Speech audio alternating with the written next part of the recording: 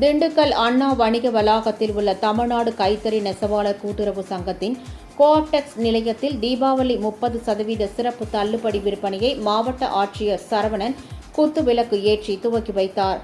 தீபாவளி விற்பனைக்காக காஞ்சிபுரம், ஆரணி, சேலம் மற்றும் திருப்புவனம் பட்டுச் சேலைகள், கோவை மென்பட்டு சேலைகள், பட்டு வேஷ்டிகள், அருப்புக்கோட்டை சேலைகள் ஆகிய ரகங்கள் குவிக்கப்பட்டுள்ளன.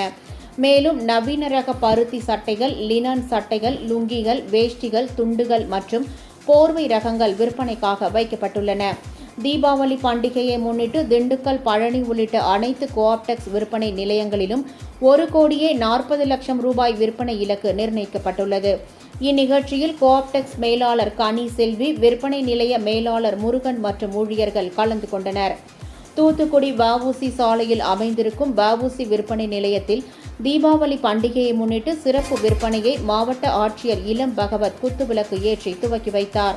சுப்பையா வித்யாலயம் பெண்கள் மேல்நிலைப்பள்ளி தலைமை ஆசிரியர் விபாஸ்ரீ முதல் விற்பனையை பெற்றுக் கொண்டார்.